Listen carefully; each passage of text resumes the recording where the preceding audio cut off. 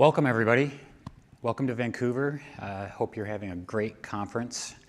Today, we're going to talk about VNF onboarding. Before I get started, though, I just want to get a few logistics down. If you do have questions, please save those for the end of the presentation. We've reserved a little bit of time at the end of the presentation so we can answer any questions that you may have and engage you in some discussions. There are 2 microphones in the aisles. Please use those so that we can capture your questions for the audio on the video. That would be great. My name is Pete Bry, and I'm with NetApp. I'm responsible for our open ecosystem marketing. This involves our OpenStack efforts, as well as our DevOps efforts and our containers efforts. So any of those 3 topics in the next hour and a half to 2 hours, we're going to be in this room talking about various different topics and how NetApp is engaged with the OpenStack community. And that's a great segue into what I want to talk about. First of all, you might say, well, who is NetApp? If you haven't heard of us, we're a data storage company. And in fact, we've made significant contributions to OpenStack over the years. Ever since 2011, we were the original PTL for the Cinder project, as well as PTL for the Manila project, too. We continue to make significant contributions to the code base and continue to support both from an engineering perspective, a marketing perspective, and working with customers and partners like yourselves to use OpenStack for innovative solutions. Today we're going to talk about NFV, and we're going to try to, hopefully for some of you, clear up or maybe answer some questions that you may have. I have 2 esteemed guests with me from a partner of ours called Interdynamix here in Canada. And they'll be talking in a little bit more deeply about NFV and VNF onboarding. At NetApp, we have a full portfolio of data storage products that interoperate with OpenStack. Everything from our innovative SolidFire solutions, which were purpose-built for OpenStack environments to scale and deliver the on-demand performance that you need for multi-tenant workloads. We also have our ONTAP platforms, which deliver feature-rich data services. So if you're dealing with mission-critical applications and you need redundancy, our ONTAP solutions are the best at that. And then we also have our E and EF series, which are really optimized for mass storage solutions. Also not shown on this slide is our storage grid solution, which is an S3-compatible, Swift-compatible object storage platform. As I've mentioned, we've contributed in many, many different ways to OpenStack. I mentioned our PTL leadership for both Cinder and Manila, but we're involved in a lot of different projects within the OpenStack community. And that's not the end of what we are involved in. We work with all of the major distributions.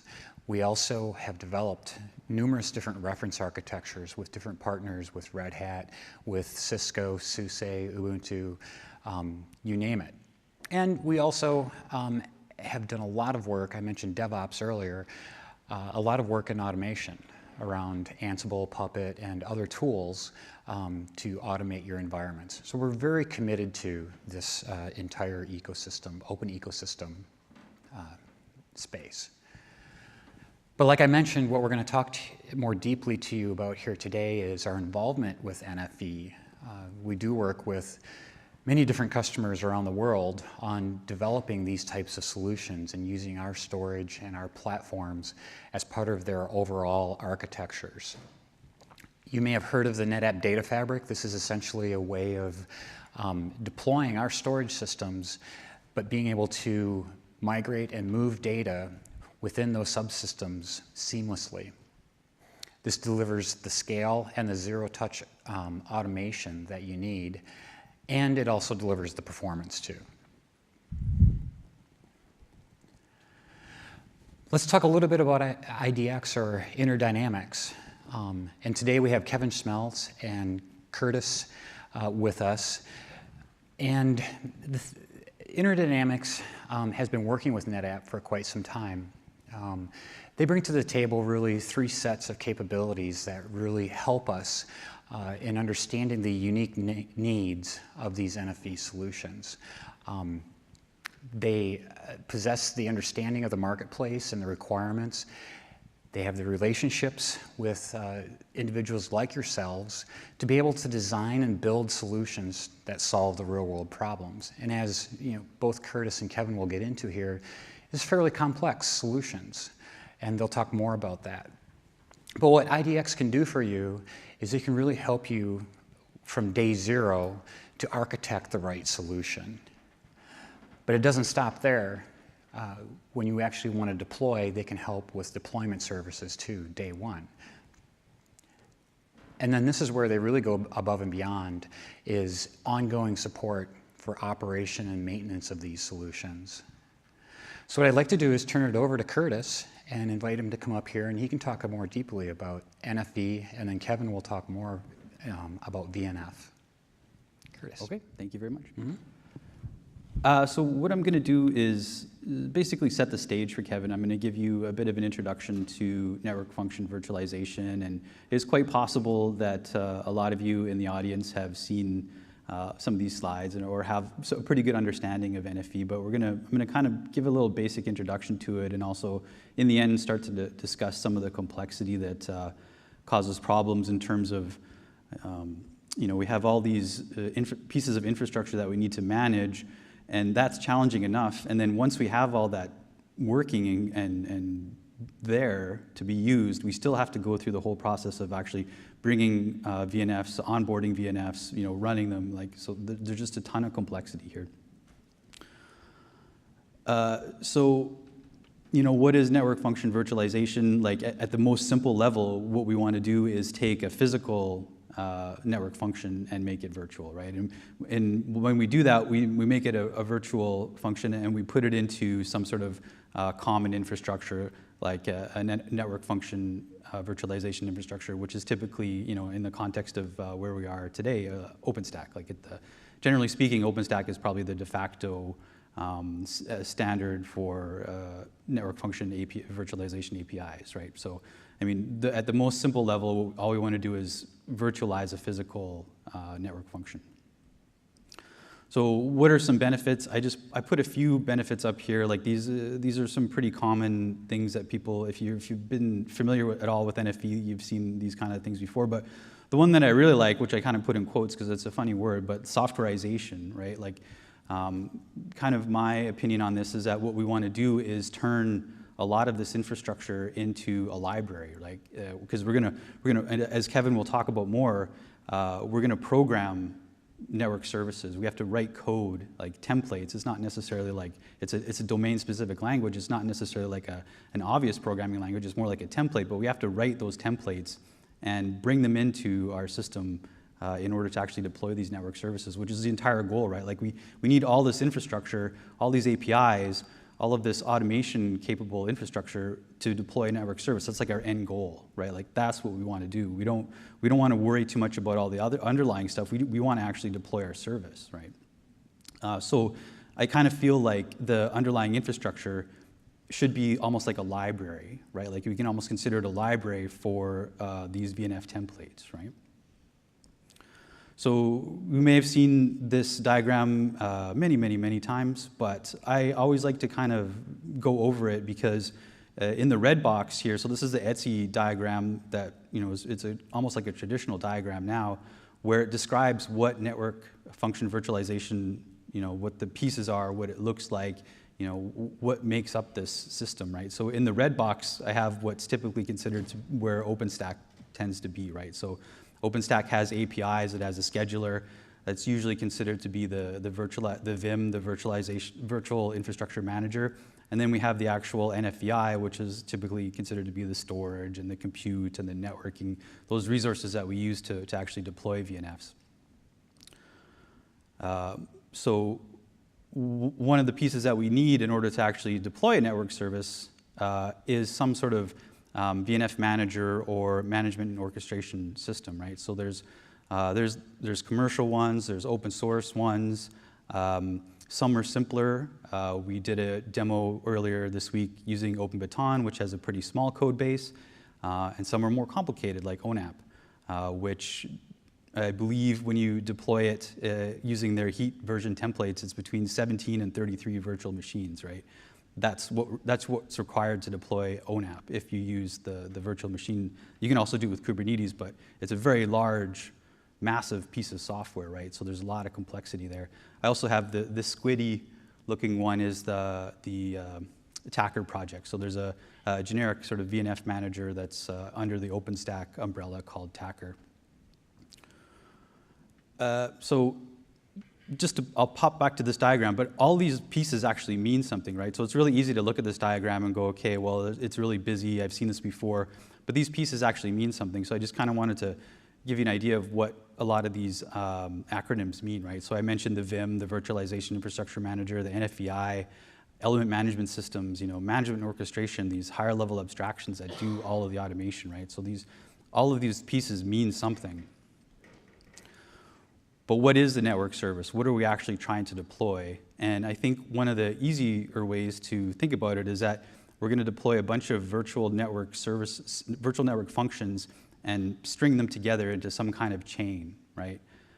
So it could be, some people might use the term service function chain or a graph of some kind. But what we really want to do is deploy a service to provide functionality to a customer, right? So, and that's what we're going to do when we onboard a VNF and bring a network service online, is we're going to create some sort of collection of network resources together. This is just another sort of depiction of the same concept. This is one taken from one of our blog posts at Interdynamix on service function chaining, right? So service function chaining is a pretty interesting topic that I'm quite interested in, because you can take, depending on how you do it, you can take a collection of VNFs, string them together, and you can almost magically make packets appear on interfaces. And it's very powerful because we can switch, we can automate, we can move things around, we can almost instantaneously change the chain that makes up a network service, right? So in this instance, we have a traffic red and a traffic blue, but we could almost instantaneously switch those around and make changes to them. I mentioned OpenBATON. OpenBATON is really interesting because it is a reference architecture for the diagram that I kind of showed before at the management and orchestration layer. So it's made up of a NFV orchestrator, a generic VNF manager. There's also other capabilities that you can use, like auto-scaling engines and fault management libraries. I mentioned the presentation we did earlier this week about network slicing. There's a network slicing engine. So it's a pretty useful tool to examine how you might use a management orchestration layer, because it's as I mentioned, it's quite small, especially compared to something like ONAP. This sort of describes some of the pieces that I already mentioned. We have the network slicing engine, a VNF manager, the NFVO. These are the pieces that make up a typical management and orchestration layer. Recently, and ETSI-OSM released a white paper just this month that sort of describes some of the work that's being done around the interfaces. So this diagram is very similar to the first one that I sort of referenced, but it's also describing the interfaces, like the connections between the different pieces. So there's been just a lot of work done around that area, because it's not just these blocks, but it's also the lines between the blocks that matter. So in order to do VNF onboarding, we need some sort of language to describe the network service and the VNFs that make up that network service. So typically speaking, Tosca, this topology and orchestration specific for cloud applications language, which is a domain-specific language, has been created so that we can do just that, right? And this is what Kevin's going to get into in the rest of the presentation. But I think if there's anything that I wanted to really make a point of, is that there's a lot of complexity here, right? So with a NFV infrastructure, like, you don't have to have an SDN, but you probably will. OpenStack, it's had a sort of history of being extremely complex. So this is like the diagram on the left side is like a kind of a traditional diagram that you would see for OpenStack. It's been around for years. It's not necessarily accurate anymore, but I just wanted to use it to describe like how complex these systems are, right? And then the diagram on my right here is just an example of Open Contrail, right? So there's all these different pieces and all this extra complexity, you know, that we have to deal with just so that we can get to the point where we want to do VNF onboarding. And the same, I mentioned ONAP. So here's another diagram of all the pieces that might make up ONAP, right? So this management and orchestration layer, very complex. You know, it's probably as complex as OpenStack almost. There's all these moving pieces, all these moving parts. But we probably need the SDN. We definitely need the NFVI. There has to be some sort of management and orchestration layer. We have to deal with all this complexity. And then once we have that, then we can finally do VNF onboarding. And I'll pass it to Kevin at this point now to describe that part. Thank you, Curtis. So a few minutes ago, Curtis talked about some of the very important benefits that service providers are looking for in NFV. Problem is, early adopters are not finding those benefits. At least they're not realizing them to the degree that they were expecting. So why is that? Well, as Curtis has talked about kind of throughout his few slides here, it's too complex. The complexity is getting in the way of them realizing their benefits. It's increasing the cost, and it's delaying time to market, so it's a problem. That complexity comes kind of in two different areas. The first is design and build, and the second is operating the thing once you've built it. So on the design and build side, it really starts with the fact that it's OpenStack, and OpenStack is a complicated beast. A lot of pieces to it, a lot of vendors that are contributing to it, a lot of integration points, and it's rapidly evolving. It's evolving technology. And on top of that, there just aren't enough of you guys. It's hard to find enough expertise to be able to build these things. Once you have the platform built, though, some would say the real hard work actually starts, which is onboarding the VNFs and writing the code that's required to make that happen. And I'll talk, for the most of our remaining time together, I'll talk about that. But before I go there, I do want to address the operational complexity as well. And again, there are two factors leading to operational complexity. The first is the nature of the networks that we're building on NFV. These networks themselves are highly virtualized, and they're very dynamic. And so what that means is that troubleshooting these networks, applying the same tools that were used in physical networks and the same techniques, not so effective anymore. So we need to find new ways to manage these networks and to troubleshoot them. IDX is actually doing some research in this area. It's one of the main areas of research we're working on right now around orchestration. And so that's things like finding orchestration components and tools. That's a great example is we're looking at how machine intelligence can play a role in orchestrating networks. The other operational challenge is keeping the platform itself stable and secure. So with so many components and so much continuous change, again, the old way of doing things where we took a bunch of patches and a bunch of upgrades and packaged them up together, tested them, and then deployed them into production maybe a few times a year, can't do that anymore. That's not acceptable. We need much more like a DevOps type of approach to managing these platforms.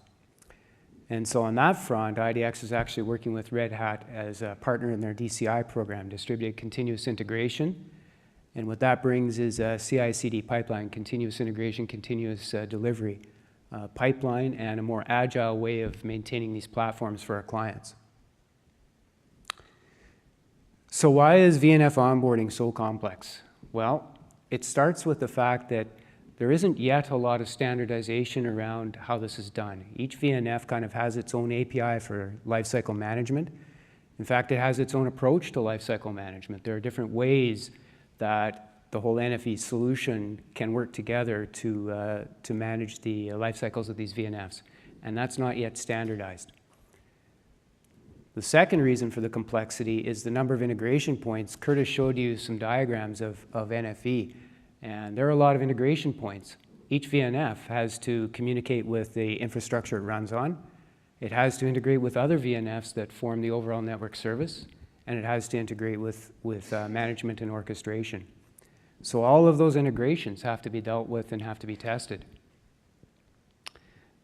Putting all of that together and all of this complexity, and then add to that, by the way, the fact that for a network service to be useful, there has to be a way for a service provider to actually provision that network service, and that requires yet another integration from OSS and BSS systems to the NFV. And so that leads to a lot of complexity and a lot of cost and risk, in fact. Let's take a little deeper look into the steps of onboarding to just get an appreciation for what's involved. So the first thing that has to be done is we have to procure the package that is the VNF. And once we get that package, we need to validate that it actually came from the right place and that it hasn't been tampered with, all the kind of basic security and integrity stuff. Having done that, the coding begins. So we write these things called VNF descriptors and various other code that's required to do a couple of things. It has to mate a VNF to the underlying infrastructure, and it has to tie the MANO to that VNF. So back to these unique APIs, we have to provide a way for the MANO to talk to the VNF directly or indirectly in order to instantiate it, in order to do scaling operations, to get metrics from it, and so on. So we get that done. Now we have to test the basic functionality, which is kind of like a smoke test at this point, just making sure that the VNF does what we expect it to do at a very high level. Then we can go on to do some lifecycle management testing, making sure that those integration points we've created are effective and they work properly, that the VNF manager can actually instantiate and scale that thing. Then maybe the hardest test is the performance testing, because we have to ensure that this thing is going to scale to the level that we require from a performance perspective. Good, so now we have a single VNF that we know performs well, that does what we want it to do, and we can control it.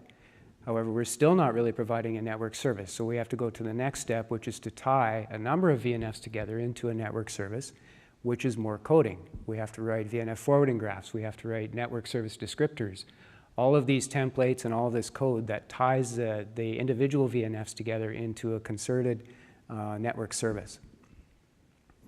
And then we have to test that network service. We have to make sure that, A, we can instantiate that whole service, all the VNFs are going to participate and work properly together, and that we can in fact do it in a timely manner. So IDX is working with an organization here in Canada called CENGEN to write some methodology around how all this VNF onboarding happens. Just a little bit about CENGEN. The Center of Excellence for Next Generation Networking is a group, it's a consortium of virtually all of the major service providers up here in Canada and a few NFV vendors. And their mandate is to foster innovation in network technology. So a little bit of history. A few years back, we had companies like Nortel, we had Newbridge, and various others that were world leaders in network innovation and research and development. And some of those companies no longer exist, and with their demise, Canada's place on the world stage of network innovation has sort of taken a bit of a dip. And so the founders of CENGEN wanted to reverse that trend and bring Canada back into the forefront, so they created this organization. Now we're working with CENGEN to, as I said, develop a methodology, but that starts with a couple of test methods, and we focused in on what probably is one of the more complicated pieces to start with, which is performance testing of the data plane. So more specifically, in our first project with CENGEN, we created two test methods. The first is to do what's called benchmarking, and what that really is, it's we fix the level of resources in the NFVI, the NFV infrastructure, and then we solve for the level of performance that we can obtain using a VNF that's under test, a VNF under test. The second test method is kind of the reverse of that, which is called dimensioning, and that's where we fix the level of performance that we require from the VNF, and we solve for the level of resources that are required of the NFVI. So that was the first project with CENGEN. Now we are about to kick off our second project, which is to take those methods and utilize them in a real-world situation to generate a test plan, to generate test cases, and then to execute against that capturing data and meaningful information about those VNFs. So the second project will be considered a success if, in fact, we can use those test methods to do all that stuff and end up with, with results at the end of it that include the level of performance a VNF is capable of and some dimensioning results for our NFVI. Going forward, the expectation is that we continue to work with Sengen and with other partners building this methodology for VNF onboarding, which helps to simplify and standardize that whole complex process. So Curtis and I have both talked quite a bit about complexity and the fact that there's some disillusionment right now around NFVI and the benefits that can come from it. But at the same time, those benefits are just too important to ignore. And in fact, NFV has a role everywhere from the CO all the way out to the customer premise when it comes to service providers. And in fact, I don't think anybody really believes that with things like 5G and the Internet of Things and the stress that those are putting on networks and the demands that they make of networks, that there's really any option here but to do NFV. So it's not a question of whether we do NFV, it's a question of how do we manage that complexity and how do we deal with some of the challenges. And so we will do that. And as we do that, NFV is also going to expand beyond just service providers and move into other industries. In fact, according to a couple of surveys, more than half of industries other than service providers are already looking at an NFV strategy. They might not think of it as NFV, but under the covers, that's what it is. And so that might take the form in other industries of things like universal customer premise equipment, where we can put some infrastructure into a remote office and set some VNFs on top of there, things like load balancers and routers and so on, and centrally manage that. So again, too much benefit to ignore. It has to, we have to solve the problems and do this. So the second thing that's going to happen as we solve these problems is disaggregation. Right now, most of the VNFs that we're seeing are really almost a lift and shift. We take the physical network functions from vendors, and the vendors are simply re-implementing that in software to run on x86. And that's great. But as we go forward, what's going to happen is we'll see those network functions being broken down into their components. And why do we do that? Well, the biggest reason is because as we break it into its components, it gives us much more granularity in the control of those things so that we can scale out and scale in individual components, making much better use of our resources. Thirdly, we'll see containerization of VNFs. It's already started. There are quite a few VNFs available now as containers, but we'll see more of that. And again, there are two reasons for that. The first being more efficient use of resources, of course. But the second is that we can spin up a containerized VNF much faster than we can one based on a VM.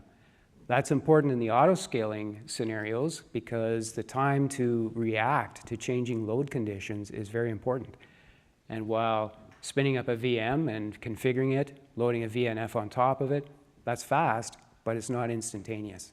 So containers help us to do that better. Fourthly, as we move from hardware design and development, which is very expensive, into software development, which is still expensive but arguably less so, the barrier of entry drops, and in fact, theoretically, any application development shop can become a builder of VNFs. And so as that happens and we open up the market to more participants like this and the barrier of entry drops, we're going to see more and more specialized VNFs that we never would have thought of implementing on hardware before. So we'll see things, for example, like highly specialized security tools that are designed to thwart one very specific attack. We'll see machine intelligence functions that have one task in an automation environment, for example. So we'll see specialized VNFs entering the market. And finally, we'll see some standardization. So Curtis referred to a white paper from Etsy that was released, I don't know, a week ago or something like that, very recently. And in that white paper, there was a quotation that this whole process of VNF onboarding can never be automated because it's too non-standard. And that's true. However, pieces of it can be automated. So for example, the generation of these templates. We can build tools, and we will build tools that help to automate that, improving the consistency and speeding it up and making it more economical, solving the complexity problem. We'll also see some standardization on the APIs themselves. They'll never be completely standardized because there's too much variation in the functionality, but we will see some consolidation of that. And we'll certainly see some consolidation in the approach that's taken to lifecycle management for VNFs. So we will see increased standardization. At this point, I'd like to thank our NetApp partners for inviting us to talk here, and thank you for your time to listen to this, and invite any questions.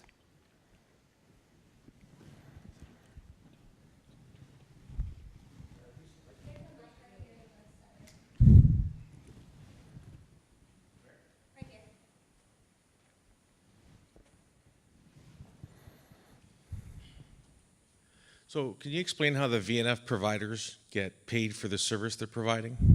The application itself, is it how are their methods to basically bill the service provider for the functionality? Wow, great question. So that's one of the areas of complexity all by itself. How they get paid, the licensing models are completely non-standardized. They're all over the map. There are many different answers to that question. And that is another one of those things that needs to be standardized so that we can understand the true cost of NFV solutions. Are there any production deployments of this anywhere? Yes. I can't really talk about them here, but yes. Yes. And what we're going to see is, right now we're starting out with fairly simple network services, but those are going to become more complex, involving more and more VNFs, which is just going to add to the complexity challenge. Yeah, as you've said, today vendors implement VNFs very different ways, and each VNF is very complicated. Sometimes it could be, 10 virtual machines, whatever, for a single function. So that's going to make it very hard to integrate. Now, you said some aspects will be standardized. Can you elaborate on what parts those are? You mentioned a little bit, but can you expand as time goes on, as VNFs get disaggregated, what aspects of onboarding and deployment will get more standardized? Well, probably all aspects to some degree or another. So for example, the hand coding and the template generation will become automated, but the APIs themselves will probably be more consolidated. We'll settle on a smaller number of ways to do the lifecycle management and a smaller set of APIs. We won't get to one, but we'll get to a few. Sorry, for doing this, do you guys rely on standard neutron networking, or do you still require things like tungsten fabric, Juniper Contrail, MitoNet to do the service function chaining? It really depends on the problem to be solved. Both of those are very valid solutions.